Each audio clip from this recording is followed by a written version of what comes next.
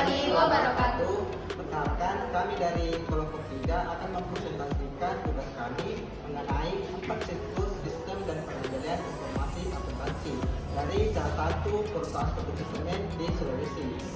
Sebelumnya, saya Muhammad Nur Alif Rahmat dengan NIM Giliran 1 20058 akan menjelaskan mengenai siklus yang pertama, yaitu penjualan kredit. Pada siklus penjualan kredit, terdapat 3 aktivitas utama, yaitu yang pertama, aktivitas pesanan penjualan.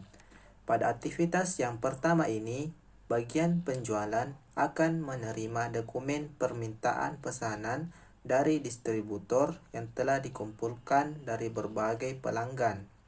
Selanjutnya, bagian penjualan akan membuat faktur penjualan dan surat jalan masing-masing 2 rangkap.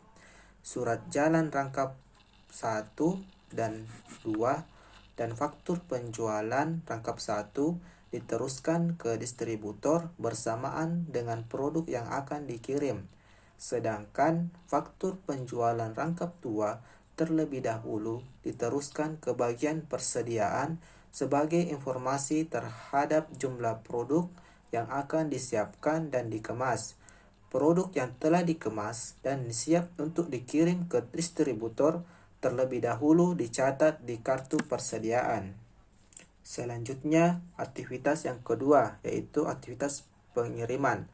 Pada aktivitas yang kedua ini, barang yang telah dikemas diteruskan ke bagian penjualan, lalu ke bagian pengiriman, kemudian dikirim ke distributor bersamaan dengan surat jalan rangkap 1 dan faktur penjualan rangkap 1 dan 2. Sedangkan surat jalan rangkap 2 diarsipkan di bagian pengiriman. Setelah faktur penjualan dan surat jalan diterima, selanjutnya distributor menandatangani faktur dan surat jalan tersebut sebagai tanda terima barang dari perusahaan. Setelah ditandatangani, surat jalan dan faktur dikembalikan ke perusahaan. Adapun aktivitas yang ketiga yaitu pencatatan penjualan. Pada aktivitas yang ketiga ini, faktur penjualan rangkap 2 yang telah ditandatangani distributor diserahkan ke bagian penjualan untuk diarsipkan. Sedangkan faktur penjualan rangkap 1 dan surat jalan rangkap 1 diteruskan ke bagian keuangan untuk dilakukan pencatatan pada jurnal penjualan, dan setelah itu kedua dokumen diarsipkan di bagian keuangan.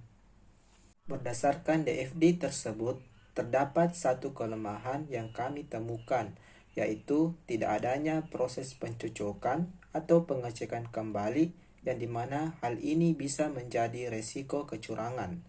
Jadi, solusi dari kami untuk mengatasi kelemahan tersebut adalah setelah mengambil barang dari gudang, dilakukan pencocokan kembali antara barang dan faktur serta surat jalan oleh bagian pengiriman. Setelah itu, baru bisa dikirim ke distributor. Berikut flowchart penerimaan kas yang sudah kami jelaskan melalui DFD.